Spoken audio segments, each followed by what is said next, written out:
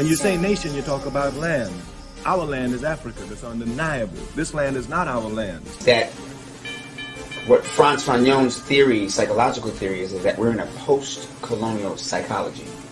And what he calls that is an auto-destructional stage, which is the oppressor will oppress for so long that the oppressed no longer have to be physically oppressed. They do it to themselves automatically. I'm black. Do you hear me, man? Do you understand? I am black. I'm a nigga. Do you understand me? I was born black. I live black. And I'm gonna die probably because I'm black. Because some cracker that knows I'm black better than you, nigga, is probably gonna put a bullet in the back of my head. Hey, man, it's like this, man. It's like, you know, it's like it's revolution time, man. There's no questions asked. Revolution is here. You know what I'm saying? We the youth, we the young. It's time for us to break loose, you know? We don't have no freedom, no rights, man. We slaves right now. Everybody's still a slave. That's what they told us today. In other words, you still a slave. No matter how much money you got, you still ain't shit. So, you know, it's on, just like that. Just like are really ready and willing to pay the price that is necessary for freedom. Our people will always be walking around here second-class citizens, or what you call 20th century slaves. What price are you talking about, sir? The price of freedom is death. What's the figure? I mean, what are you in this for? You want power, you want revenge, you know? What is it? It's simple, Willie. I just want to be free. Hey, peace to the family. Peace to the chat. Welcome everybody that's tuning in to this discussion. As always, I would like you to hit that like button, share this podcast. And if you're not subscribed, make sure you subscribe to our channel. This is We Charge Colonialism. I am Ikemba Ojore of We Charge Colonialism. And just welcome to everybody. I've been having a lot of discussions around the title of tonight's particular podcast. Are we fighting against racism and colonialism? So we're definitely going to get into it, man. Just appreciate Uhuru to the comrades that's viewing too. Appreciate y'all coming on. So just to get, so that you know what's going to happen during this podcast, I'm going to pull up a couple of readings. One from the Vanguard, put out by Chairman Omali Yeshitela, to the political report to the 7th Congress. I'm going to read an excerpt from there. I'm also going to read an excerpt from The Colonizer and the Colonized by Albert Mimi. This book right here. Probably can't see it, but I'm going to read a couple of excerpts. I put it on the screen so that you could read along with me.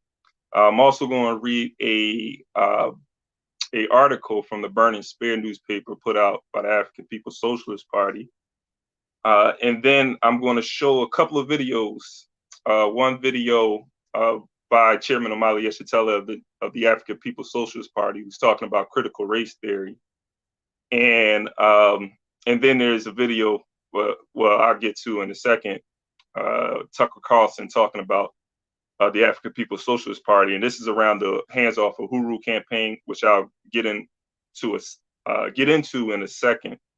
So, you know, again, this is We Charge Colonialism. We Charge Colonialism is a media channel, YouTube channel. We also are looking to expand this channel, so anyone that's interested in volunteering or helping out as we begin to develop and expand We Charge Colonialism on our social media platforms, also on, you know, the YouTube channel, so we can reach a broader and larger audience. Definitely reach out to us through social media or our website. You can follow us on Twitter, Instagram, Facebook.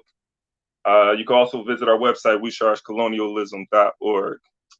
So with that being said, though, I just want to make a few announcements before we get into it, because there is a lot happening within the movement. And I just want to make sure that everybody is aware, privy to some of the programs, the events that are coming up. It is May, right? May 19th is Malcolm X's born day. So you know there's going to be a lot of activities around Malcolm X Day. So I'm going to share my screen and just pull up some information so that you guys know what's going on. And yeah, guys, and again, you know, appreciate everybody for joining in. I feel like the chat might be on fire in a minute because I had people reaching out to me just like, it's both, racism and colonialism. We should be choosing our battles and so forth. So I definitely want to have this discussion and get into it because, I think it gets misconstrued when we talk about colonialism or racism, what we should be struggling against, as if one thing doesn't impact us, one thing or the other doesn't impact us. Racism and colonialism impacts us, has an effect on African people the world over.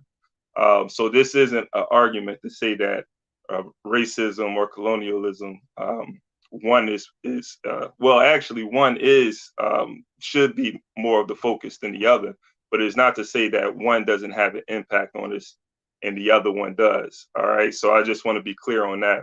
But we'll get into it in this discussion. So I'm going to share my screen, pull this up. This next month in Atlanta, there's going to be a conference happening, National Black Radical Organizing Conference, on June 23rd to 25th. Hope you guys can see that okay. That's too big. All right.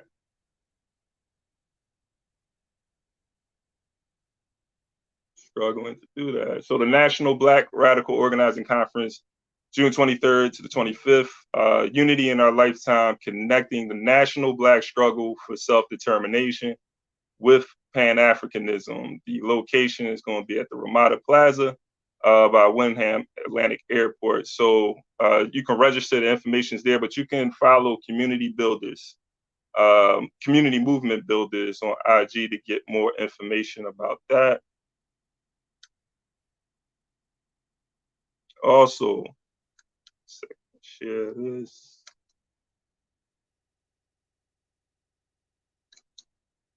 What else is happening?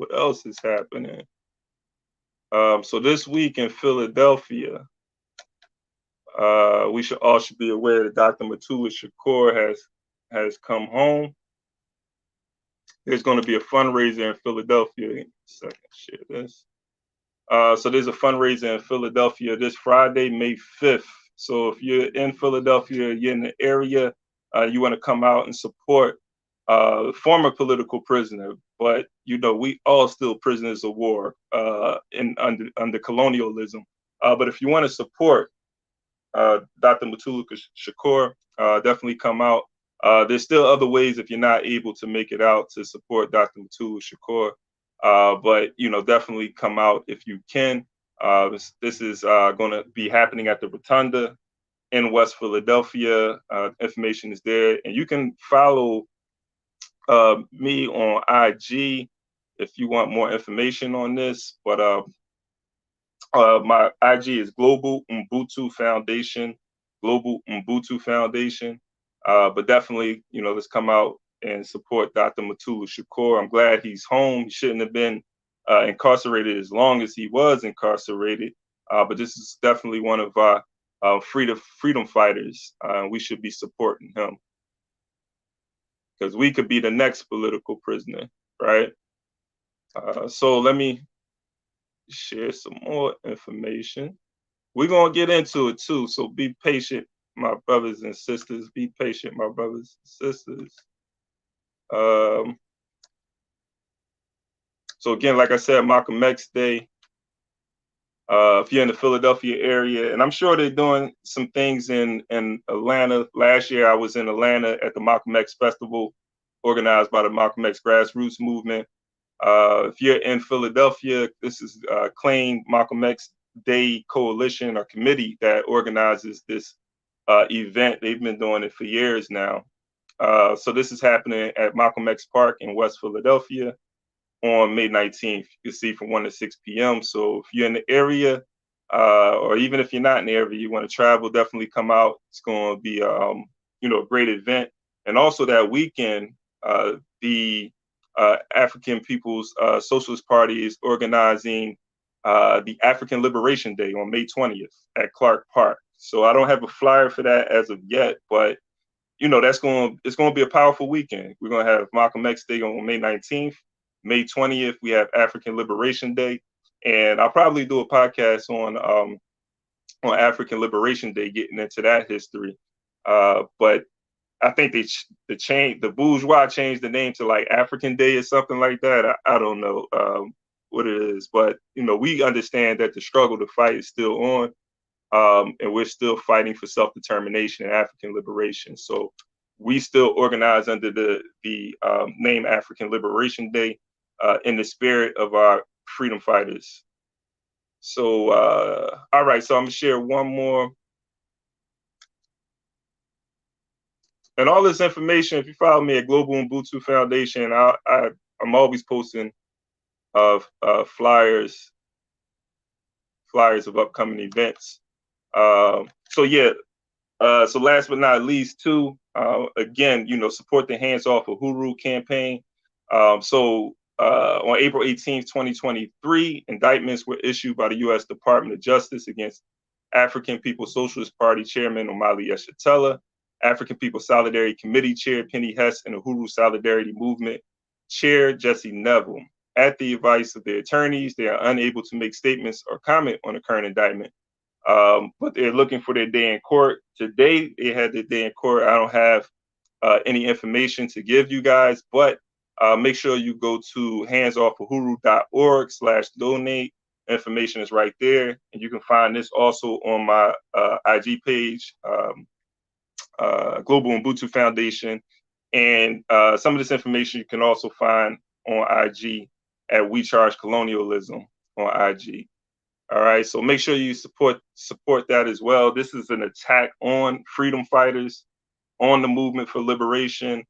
So we should have all hands on deck, because it's the African People's Socialist Party today, but it could be you or your organization tomorrow. So we have to definitely show solidarity in this movement to make sure that what happened in the 60s and the 70s to the organizations like Republic of New Africa, the Black Panther Party, some of these organizations are still around. The United Universal Negro Improvement Association, but there has historically been a concerted effort to neutralize our organizations, especially, particularly the organizations that are fighting for self-determination and independence. So make sure that you go to handsoffuhuru.org/donation to lend your support. So with that being said, though, man, the topic for today is, are we fighting colonialism or racism? And I definitely want to have this conversation because there is this talk, particularly where you are located too. Geography matters.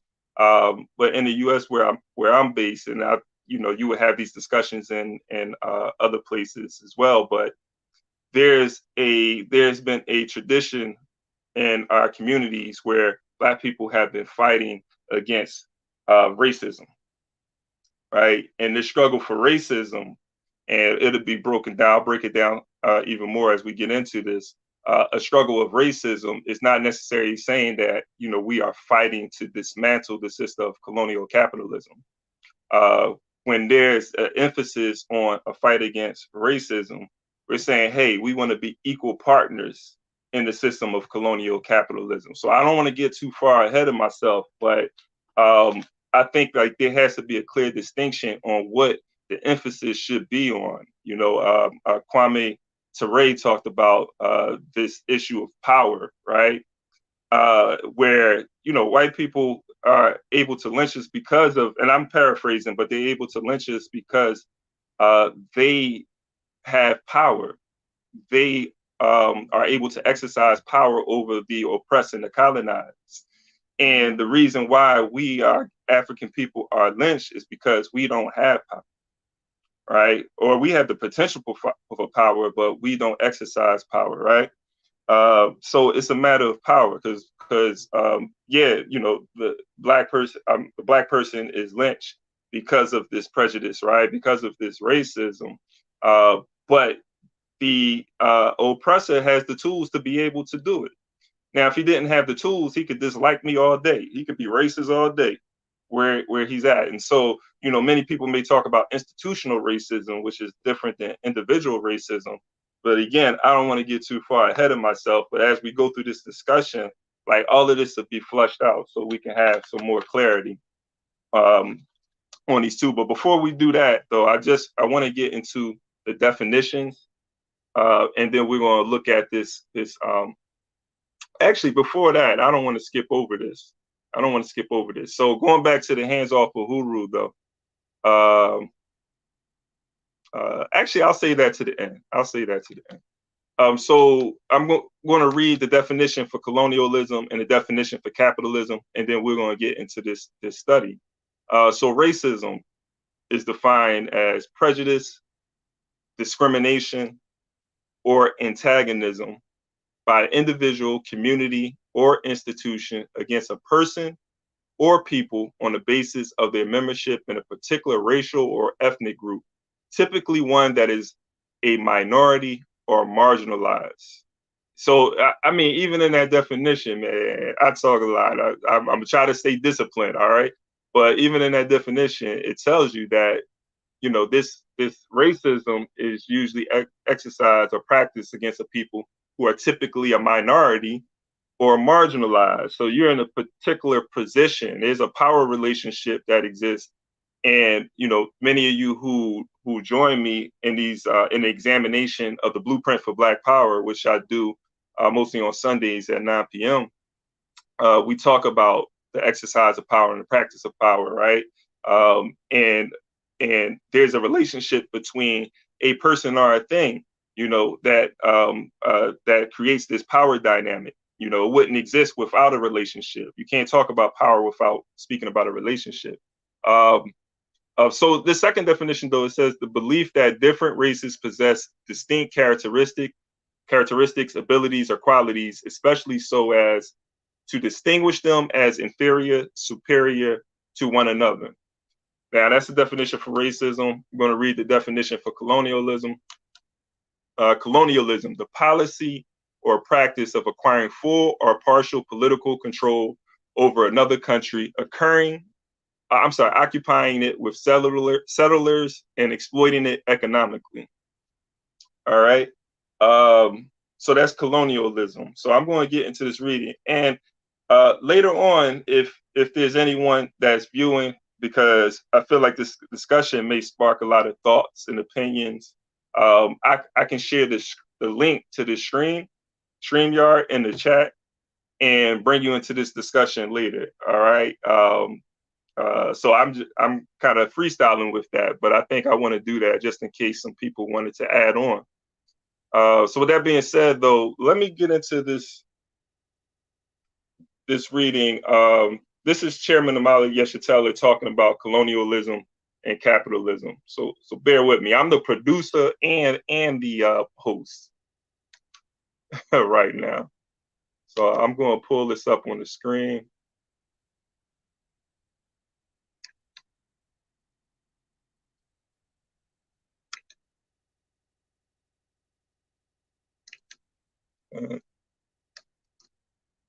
All right, here we go.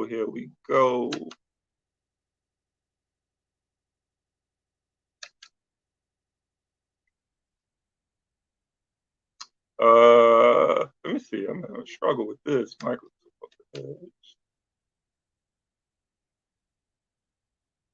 Okay. I don't want to waste no time, so I'm just going to read. I wanted to pull this on the screen.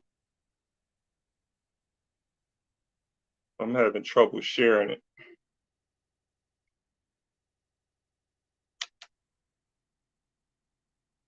All right, so this is from the Political Report.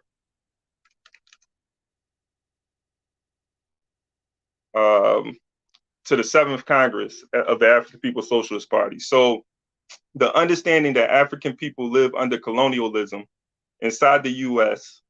and everywhere we are located is critical for us to be able to defeat the U.S. counterinsurgency and wage and win an anti-colonial war for the liberation of our homeland and people around it.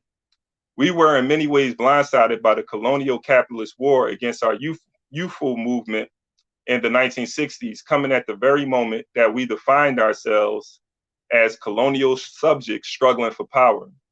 Within the military defeat of our movement, the US government has also used a massive propaganda war telling us that we are victims of racism rather than the colonized nation of people fighting for liberation. The colonial analysis rescued us from the impotent racism position forwarded by a sector of the African petty bourgeoisie, which implied that our problem was that white people did not like us. Read that again. The colonial analysis rescued us from the impotent racism position forwarded by a sector of the African petty bourgeoisie, which implied that our problem was that white people did not like us. This analysis kept us in a very slavish position of struggling to win favor with the colonizer. This was true, notwithstanding the fact that some liberals, even some associated with the Black Power position, will begin to talk about institutional racism to explain why the system itself worked against the interests of African people. Those who were not blinded by their profound desire to maintain their relationship to the US empire were with the slightest struggle forced to recognize that the term institutional racism was simply used to obscure the colonial reality. And that's a fact. I mean, when you talk about institutional racism, you're talking about people who are a part of institutions, who are in control of institutions, who are able to exercise racism because based on their control of a power base. Again, I'm in chapter 2 of the Blueprint for Black Power right now. We talk about power bases, right? These are people who you can't separate the people from the institutions. You can't do that. So when you talk about institutional racism, you're talking about people who are in positions of power in those institutions who are able to discriminate against another group of people, to deny them resources, access to particular resources, right? And this is why the system of colonialism is genocidal. But that only they're only able to exercise institutional racism because of their position in the colony, right? So what does this fight to be equal and to have access to those institutions still doesn't get rid of the economic relationship that we have as African people with European people, or Black people with white people, sake conversation. But did I lose my spot? Hold on. So the struggle against racism was part of the ideological trap that kept our struggle based on efforts to reform or perfect US imperialism. Read that again. The struggle against racism was part of the ideological trap that kept our struggle based on efforts to reform or perfect US imperialism, right? So again, like this conversation is about racism, we're fighting against racism, equality, that where the conversation should be about. And this is when it comes now to a matter of ideology and a matter of objectives and goals. Is the objective and goal to dismantle colonial capitalism or imperialism, right? This system that has been built at the expense of African people, that is designed to continue to build wealth at the expense of African people. Is that the goal, to assimilate or integrate within that system? Or is the goal to build a nation of our own? Because if the goal is to build a nation of our own and to be self-determined, then, there's not going to be talking about racism, becomes mute at that point, because now we're focusing on what we're doing. And by doing that, we're combating racism automatically. The fight to end colonialism it incorporates a struggle against racism at the end of the day. The only difference is one is talking about self-determination, building for our own, and the other path is talking about assimilating into the system of oppression and exploitation. Malcolm X said it himself. For those who listen to Ballot and the Ballot or the Bullet 1,000 times, like I have, right? Malcolm X in that speech, he says, "Who has ever heard of a revolution where you're begging the system of exploitation to integrate you into it?" Say it again. Who has ever heard of a revolution when you're begging or asking, however you want to put it, the system of exploitation to integrate you into it. All right. So I hope I'm not upsetting anyone. So the next paragraph, he says this brief. Let me finish this. The struggle against racism was part of the ideological trap that kept our struggle based on efforts to reform or perfect U.S. imperialism. Even many Black power proponents were defining ourselves as a struggle against racism and colonialism, using the terms interchangeably, a form of philosophical dualism. This brief and incomplete summation of the counterinsurgency is possible only because we are adherents of African internationalism. It is a summation that goes beyond the recognition of the involvement of the colonial state in the form of police, courts, and the prison system. It also recognized the role of counterinsurgency in causing confusion within the nation of our collective identity. So there's another section. That's the end of that section right here, right there. But I'm going to read this other section, which I think is pertinent to this discussion. And this is, again, the Chairman Omali Yeshitela, continuing on with this. He says, this is the material basis of white terror. I'm reading, this is from the Vanguard. This is from the political report to the 7th Congress of the African People's Socialist Party. And this document, this is a PDF I'm reading from, though. This is an excerpt, but that's where it's from. And I can share that excerpt with you, Conrad. Let me see what we got here, though. On that. Let's see. What is the definition of colonialism? Did I give? I read the definition, dude. If I need to reread that, let me know. All right. South Carolina, A. Uhuru, peace. You can't have one without the other. Yeah, see, but the thing is, the one without the other, you can have colonialism without racism. Racism is a relatively new phenomenon, right? But prejudice and bigotry existed before this concept of racism. Yes, when it comes to colonialism and imperialism, I mean, you can't separate the creation of the other, I would say. This creation of the other, right? Because that happens. That happened. Let's look at the Romans. When the Romans, who considered the Europeans barbarians, right? They created this other. They're not us. They're not Roman, right? But these are colonizers, man. You know, like these today we would call them all Europeans. Right. So was that racism? No. So I would agree in regards to like there's this creation of the other that takes place, and the other under the system of colonial capitalism today, you know, is based on this idea of race. Is what they create. When I talk about the colonizer and the colonized, I get into that. So colonialism is when I appreciate that comment though. Colonialism is when a whole people are oppressively dominated by a foreign and alien state power for economic exploitation, political advantage. Yeah, Uhuru. So this is the material basis of white terror.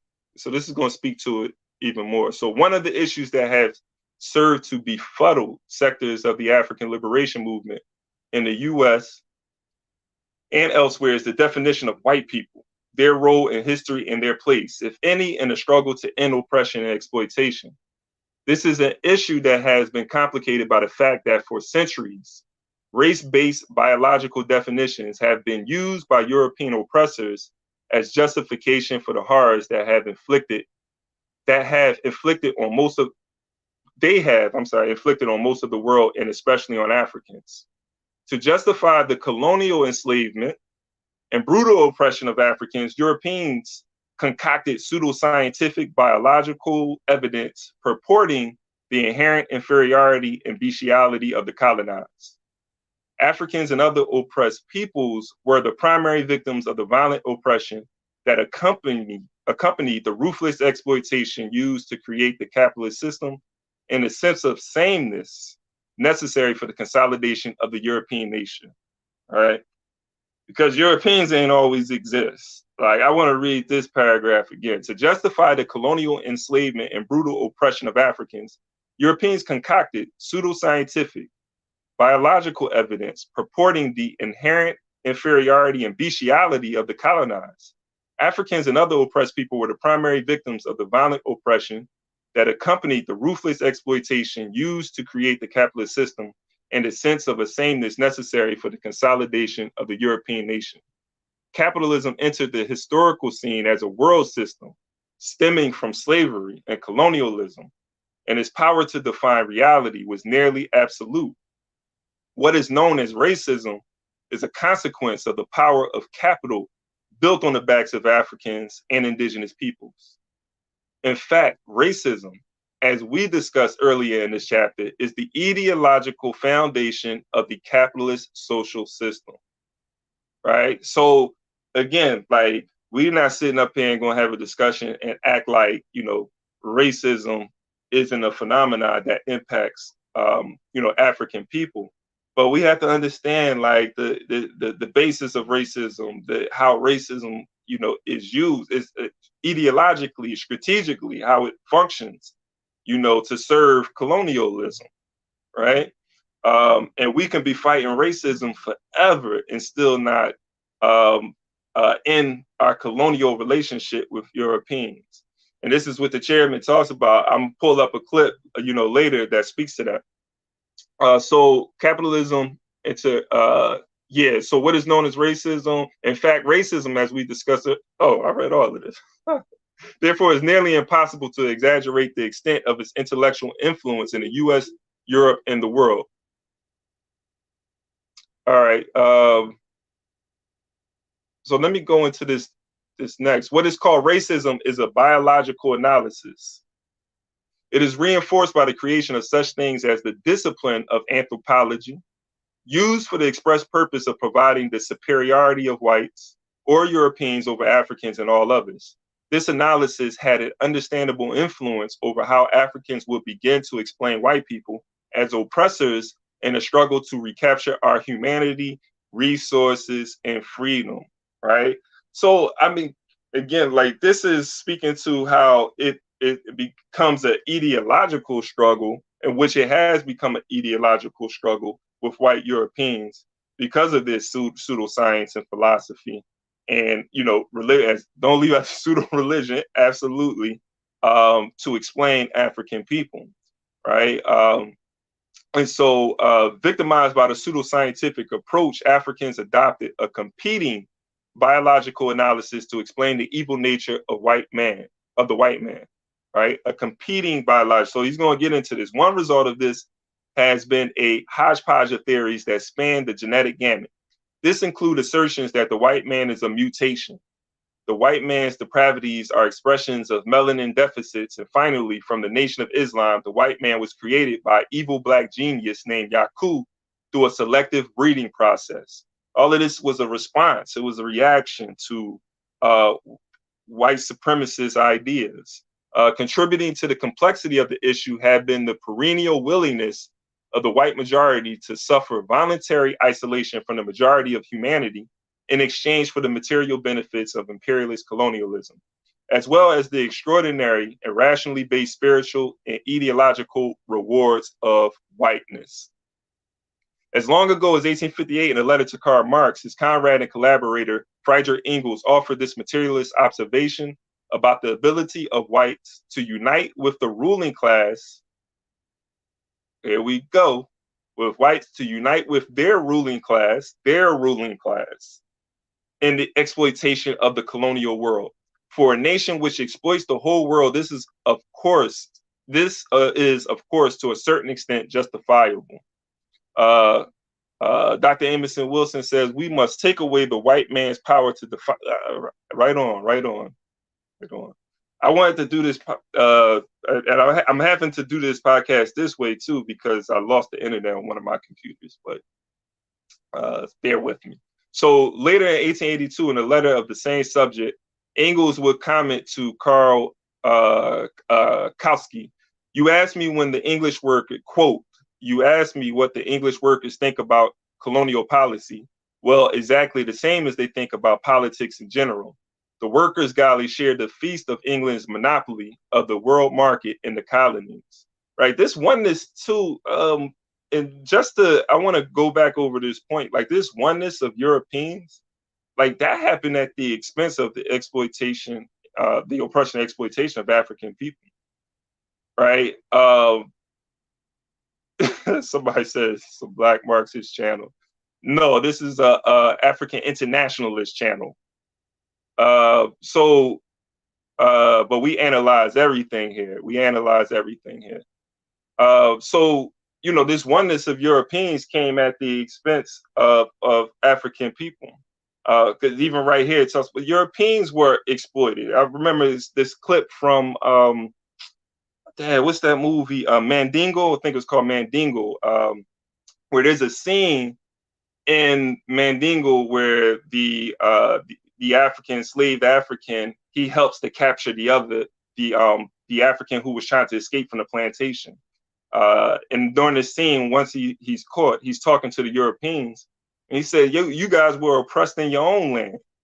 Well, you know, which is a fact. You know, Europeans, there wasn't this thing that, oh, you know, this whiteness where Europeans were treating each other with this brotherly love and so forth. All of that comes at the expense of the oppression and exploitation of African people. This is why Europeans will work against their own interests, right? Because of this idea, this racist ideology that has been created, right? So what Engels had begun to do here is attempt a scientific materialist-based explanation for white behavior. We have spoken to this issue earlier in our description of the economic foundation of capitalism and the resultant superstructure. However, our party has much more to say on that issue that has provided such a Gordian knot until cut asunder by the incisive blade of African internationalism. Writing in the History of Africa, a book we have quoted, Hoshe Jaffe makes another important contribution to a materialist explanation for the emergence and behavior of Europe or the white man, declaring, and I quote, "Europe was born out of colonialism as the exploiting, oppressing, negating pole that tried always to destroy and assimilate its opposite pole, the rest of the world. It was out of this process that the very idea of a European man arose, an idea that did not exist in etymology before the 17th century, right? And many people want to think that, you know, Europeans always looked at themselves as one. Nah, that wasn't the case. Before the slave trade in Africa, there was neither a European nor a Europe nor a European. Finally, with the European arose the myth of European superiority and separate existence as a special species or race. There arose indeed the myth of race in general, unknown to mankind before. Even the world did not exist before the lingua franca of the Crusades. The particular myth that there was a creature called the European, which implied from the beginning a white man, colonialism, especially in Africa, created the concept and ideology of race. Before capitalist colonialism, there were no races. But now, suddenly and increasingly, there were races. Once born, the myth grew into a reality. The myth grew into a reality. Clearly, this and other African internationalists, that was end quote. And I'm going to read this last explanation right here. This is the same explanation provided by our book, A New Beginning. Living in a country built and sustained on slavery, colonialism, and neo-colonialism, the impact of victorious revolutionary struggles reached down into the gas tanks, shopping centers, and tax brackets of the North American population. There's an objective relationship between world slavery and U.S. influence, and up to now, the North American population, opportunistically and demagogically led by their stomachs, pocketbooks, and corrupt leadership, have chosen the continued enslavement of the world. In the U.S., imperialism was constructed off the enslavement of African people and the near decimation of the native population.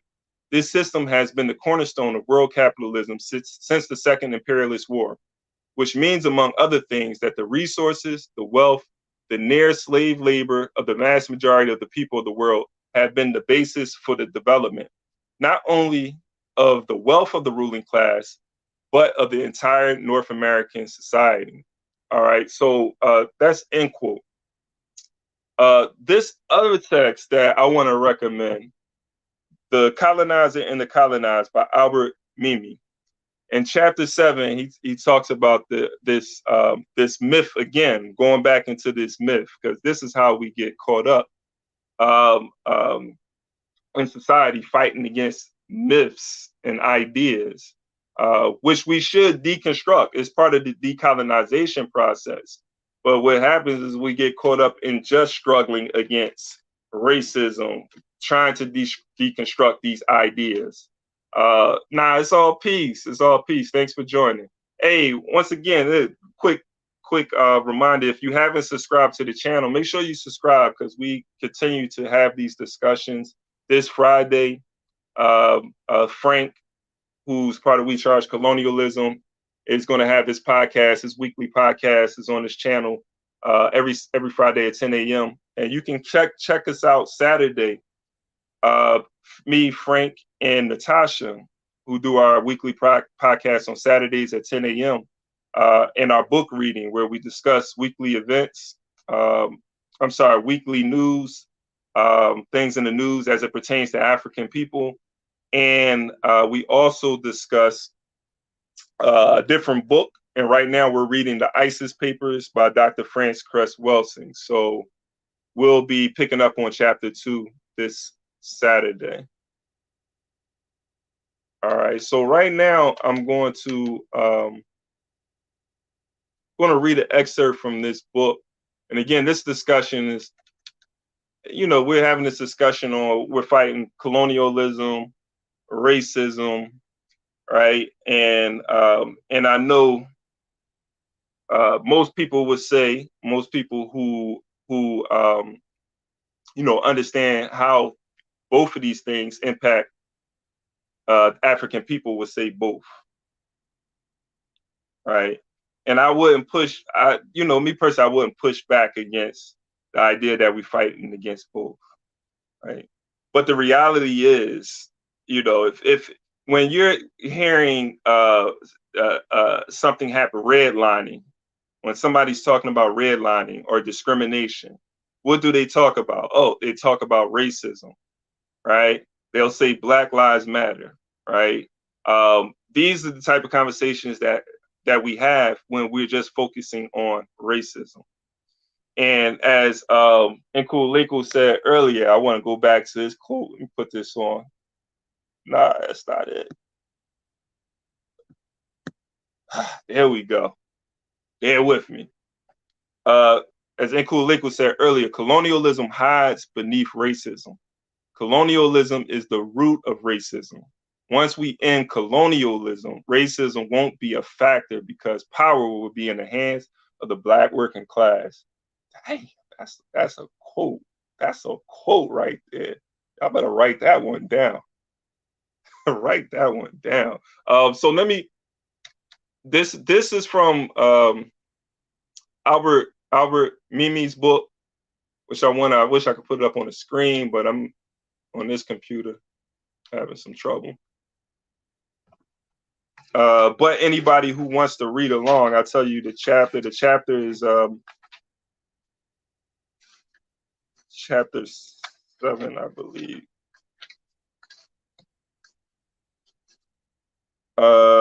Yeah, so page 79, anyone who has the book.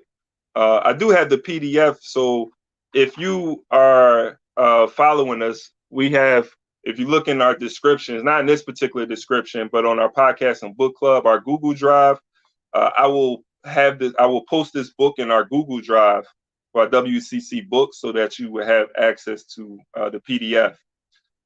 So Albert Mimi, he talks about the mythical portrait of the colonized. Just as the bourgeoisie proposes an image of the proletariat, right? The bourgeoisie proposes an image of the proletariat. The existence of the colonizer requires that an image of the colonized be suggested, right? This is speaking to racism, right? And creating this image of Black people. These images become excuses without which the presence and conduct of the colonizer and that of the bourgeois would seem shocking. So I'm gonna read that again. But what he's saying is like these actions, the genocide that's committed against African people every day, to this day. But in the past, enslavement, colonialism, how were they able to justify these things? How was the white American able to speak about liberation, freedom for all, the land of the free, home of the brave? How was he able to talk about democracy and still have enslaved Africans on plantations? How were they able to justify and rationalize that, right? And so that's what he's talking about. Like these actions, you know, without creating this other, without racism, you know, all of this stuff would seem shocking to people, but it became normalized to those people who were part of the colonized group. So these images become excuses, and not just the colonized group, but even other groups around the world who may not align themselves with the oppressed Africans wherever we are because of colonial propaganda, right? Because of racist propaganda. They won't align themselves with the oppressed and the exploited. So he says, these images become excuses without which the presence and conduct of a colonizer and that of a bourgeois would seem shocking. But the favorite image becomes a myth precisely because it suits them too well, right? This mythical portrait of themselves, the colonized, and this mythical portrait of the colonizer.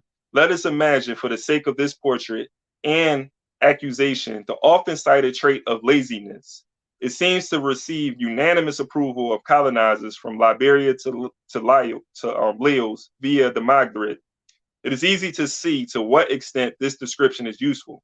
It occupies an important place in the dialects, exalting the colonizer and humbling the colonized. Furthermore, it is economically fruitful.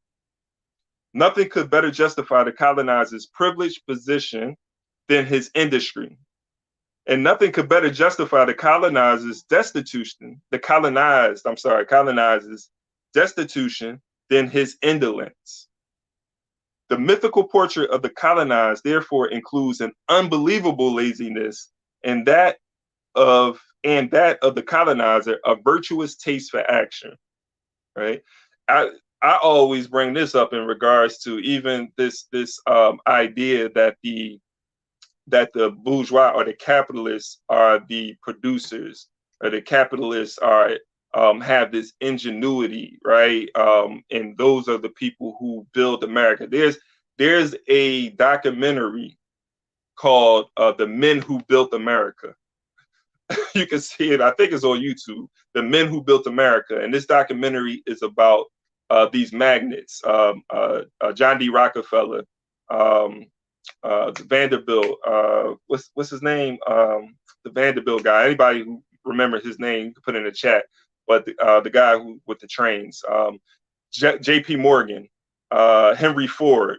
These were the men who built America, not African, not the labor of African peoples, not the working class built America. These men built America, right? But this is this mythical portrait that's created of them. And so, you know, the reality is that it's the African working class that built America, and that's where the wealth is being extracted from the resources that are under the feet of African people, under indigenous people, and the labor but that's a whole nother conversation. But this is how racism plays a part, though, in colonialism, because racism can justify that. But we're not fighting to destroy these ideas per se. Like, only we're fighting to have power over the resources, over the land. And so all of that talk that you're talking won't even matter, because now we control the narrative. Like, we can control the media, we can control the education, right? So you could be racist all you want, right? So nothing could better. So nothing could better justify mythical portrait of the colonized. Therefore, includes the unbelievable. So at the same time, the colonizer suggests that employing the colonized is not very profitable, thereby authorizing his unreasonable wages. Right? We pay him. If we gotta pay him, labor isn't that valuable. His labor isn't that valuable. So we're going. But if that's the case, right? They'll go from one colonized group to another colonized group and pay them right? So it's not a matter of wage. They're looking for the cheapest labor that they can find, right? It may seem that colonization would profit by employing experienced personnel. Nothing is less true. A qualified worker existing among the colonizers earns 3 or 4 times more than does the colonized, while he does not produce 3 or 4 times as much, either in quantity or in quality. It is more advantageous to use 3 of the colonized than 1 European. Every firm needs specialists, of course, but only a minimum of them. And the colonizer imports or recruits experts among his own kind. In addition, there is a matter of the special attention and legal protection required by a European worker. The colonized, however, is only asked for his muscles. He is so poorly evaluated that 3 or 4 can be taken on for the price of 1 European. So if I may, so this is how we get into a struggle against racism, though, right? Only rather than against, colonialism and, the both, but colonialism, which will ultimately destroy the system of colonialism and those races who are in positions of power in the system of colonialism. When we fight to get the same wage as a European, we're saying that the system is okay. We're just not getting the right wages. We want to be equal, to other groups that's being exploited under the system of colonial capitalism. So, that I just want to emphasize that, and I'm going to continue to emphasize that. So, think about that. And again, I'm going to share this screen too. I'm going to share the screen y'all bring up. Oh, it's 9:52. Jesus. Let me get through this. So from listening to him, on the other hand, one finds that the colonizer is not so displeased with the laziness,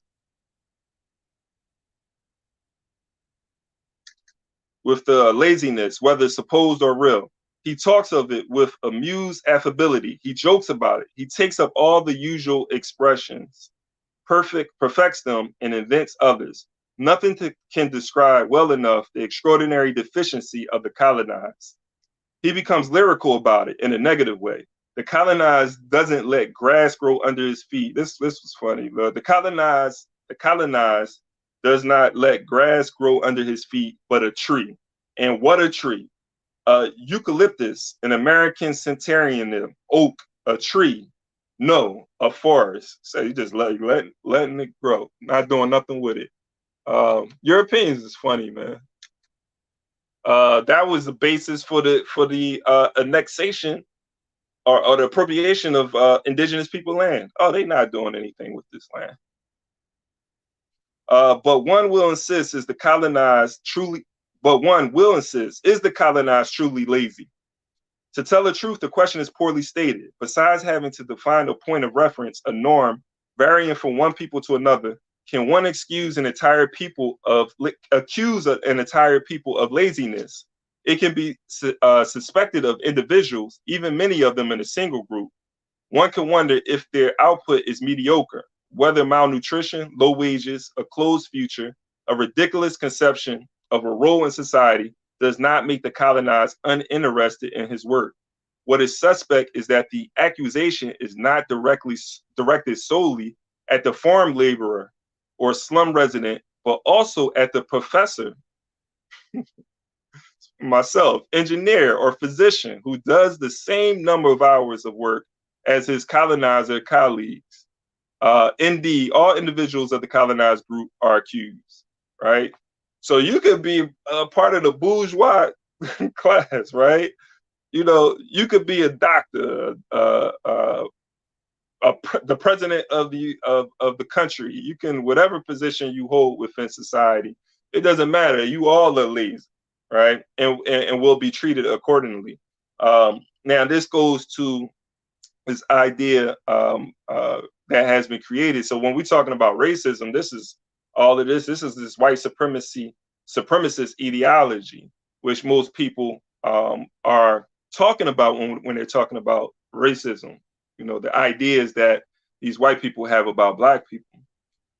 So essentially, the independence of the accusation from any sociological or historical condition makes it suspect. In fact, the accusation has nothing to do with an objective notation, therefore subject to possible changes, but of an institution. By his accusation, the colonizer establishes the colonized as being lazy. He decides that laziness is constitutional in the very nature of the colonized. It becomes obvious that the colonized, whatever he may undertake, whatever zeal he may apply, could never be anything but lazy. This always brings us back to racism, which is the substantive expression to the accuser's benefit of a real or imaginary trait of the accused. All right, so I'm going to stop there. Let me share screen. All right, so this is a 2-minute clip. I wanted to show y'all this. This is the chairman talking about critical race theory. And I'm going to share this screen in a second. Windows.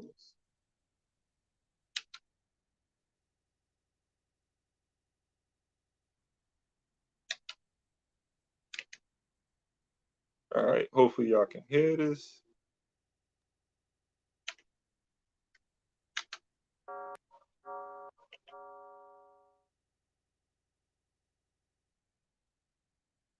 And I see more and more people are talking about this issue of critical race theory.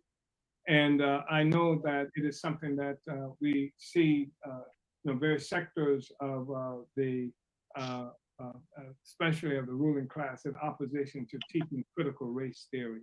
And I think that that most of the people who've introduced this concept, and there are one or two particular educators who introduced that conception, this critical race theory concept. I think that they are well-intentioned and often are the white people who love us, and they want to make sure that you raise all of these horrible things that's happened to African people in history and to indigenous people.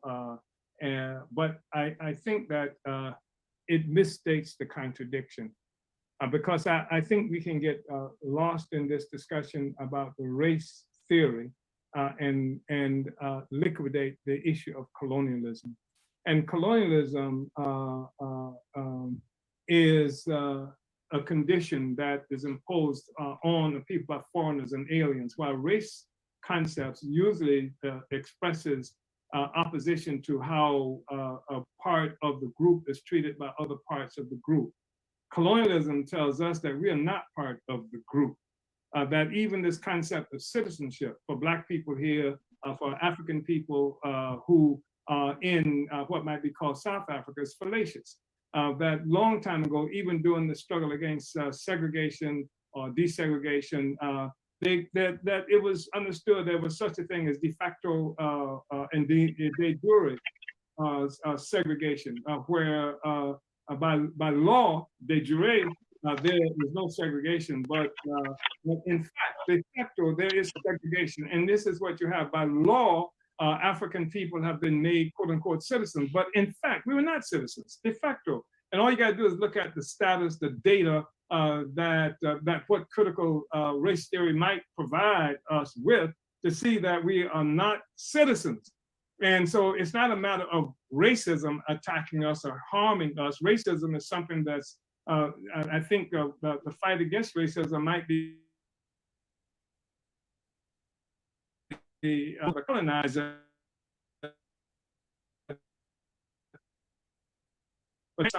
This colonial race, which is where you have foreigners and aliens who've taken control of our lives and things like that, and impose definitions as what it is we're fighting against. You're fighting against racism, you can do that forever and never get rid of colonialism. You can just be involved in trying to change things within the existing political and economic configuration within the colonial context without getting rid of colonialism. So I know that people are excited by this notion of critical race theory because it introduces into the discussion things that the colonizer has to keep hidden from the colonizer in particular, and from others, because even others from the colonizer nation who are familiar with some of this stuff, it can become sympathetic to the African people upon whom racial oppression might be occurring. But that still doesn't change the reality that we live under colonial domination. So I hope that was helpful. Who's it? All right. So yeah, I shared the link to the screen to give anybody opportunity who wanted to add on to this topic to come up or to come on and add on, because I'm going to be closing out in a minute, but I definitely want to see what others thought. But I just wanted to make some points that I wanted you all to take away from this conversation that we had. And I think I'm going to continue to talk about this topic as well, because I see that a lot of people are interested in this discussion. So one thing, the fight against colonialism, right? There is this fight against colonialism. I have this firm belief that when we're fighting against colonialism, we're fighting against a relationship between Black people, African people, and European people, and that's the world over, right? So wherever we are, we're facing colonial or neo-colonial conditions. This oppression and exploitation needs to end. And as we're struggling against colonialism, ultimately that will be this process of decolonization is a process of ending the racist power, the power of the races over African lives, African people. So racism won't even matter once we have power. So the other thing is the fight against racism by itself is a fight to be a part of the social system, not to dismantle the social system. So when you're hearing people, what are they saying? What are people actually saying? If they're not talking about colonialism, they're talking about fighting against racism. What do they say? They're saying that they want, better policies, laws to protect their rights within the social system, within the system of oppression and exploitation. Now, everybody doesn't believe that, African people represent an eternal colony in the United States, or that African people are suffering from colonialism on the continent. And I can see why they would, those people who believe that would disagree. There's this bourgeois philosophy, I believe, that is pushing this idea that, there's opportunities within the system of colonialism. And so in order to have opportunities, we have to combat racism. That's what we're fighting against. That's what the revolutionaries are fighting against. That's what, the nationalists are fighting against, right? And so that's why I think it has to be clear on our objectives and goals. The other thing is that the social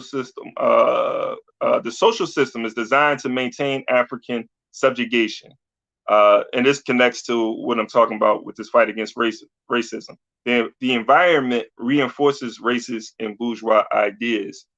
So that's something I was thinking about as I was preparing for this discussion, because there's a material basis for these racist ideas, but these racist ideas become real. Like the environment itself is reflecting the ideas of the races. So now the environment, the political and economic environment that we are part of, reinforces racist ideology. This is why racism is dangerous, because it is being reinforced by the political economy, that environment. So this is when ideology and material conditions are able to reinforce each other. That's the situation that we're in now. So even if initially racism developed out of this material need for Europeans to be able to have control over resources and to be able to dominate the other, right? To be able to dominate and exploit African people. 400, 500 years later, the system has been designed to maintain that domination. And so all it does, and this is why we say like the system is racist. Like, yeah, I mean, the system is racist. It's only reflecting, it's only reflecting the ideas that Europeans have, that is based on colonialism. So, and I want to flesh that out some more, just to give more clarity. But hopefully that made some sense.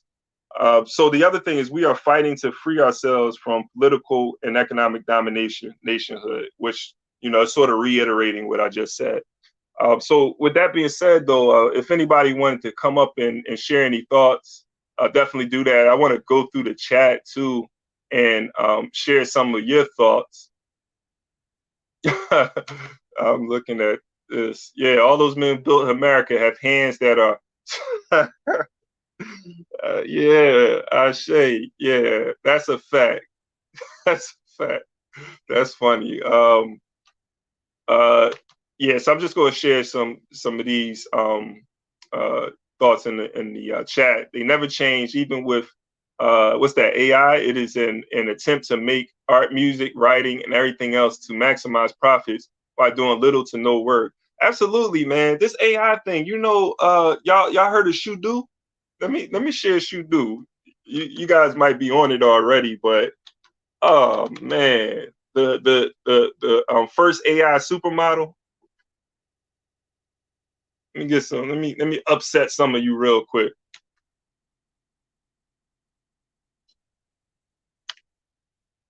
This Shudu thing it symbolizes what Europeans have done and continue to do to African people. Now, when we talk about exploitation at its highest, so this is Shudu.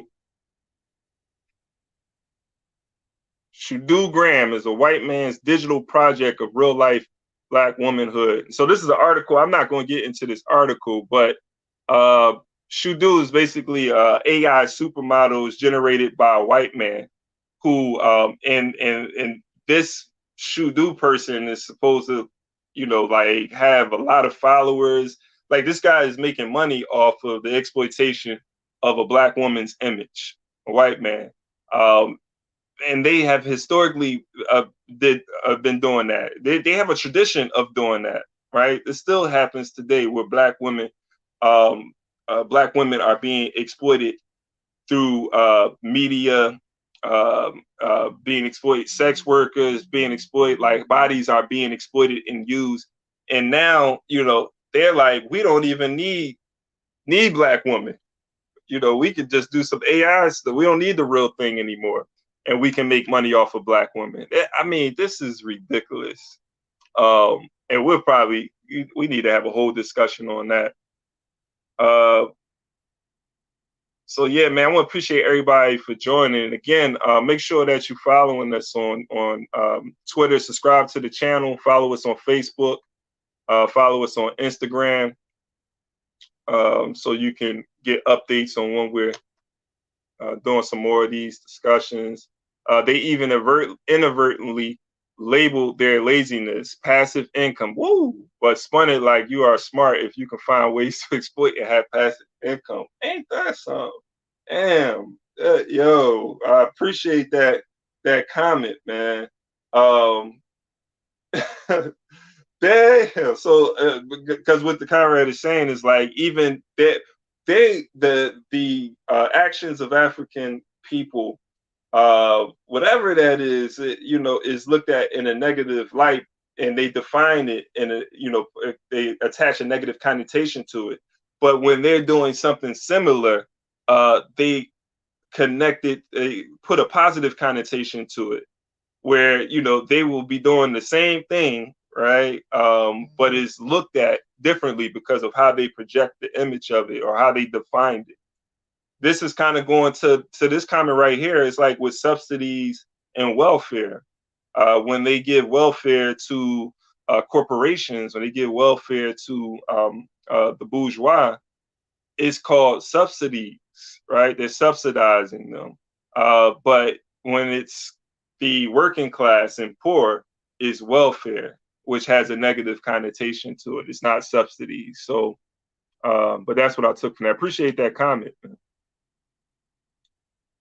All right, comrades, man. This is getting late, man. I'm gonna call it a night, but I think I'm gonna do this again, man. I appreciate all of y'all being on here. Appreciate the comments, lighting the chat up and having that discourse in the chat as well. This is what we have to do.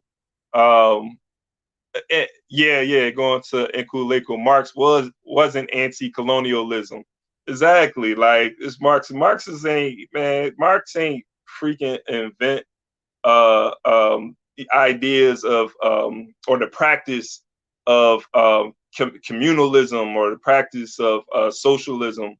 Um, Marx came with an analysis of capitalism as it pertained to what was taking place in Europe, and he explained colonialism and capitalism around the world, and he acknowledged what was happening to African people around the world. But Marx was no revolutionary. He was no African. He was looking at it through a German lens. But what he did was expose the system of capitalism and colonialism through his analysis. So thank you for that. I'll give him credit for that. But that's as far as we go with it. We African internationalists, man. But anyway, with that being said, man, appreciate all of y'all being a part of this discussion. Join Frank on Friday at 10, and definitely join us on Saturday. We're gonna get back into the ISIS papers. Until next time, man. Uhuru, Amani Nanguvu. Peace to all the family out there. Freedom. Keep freedom on your mind.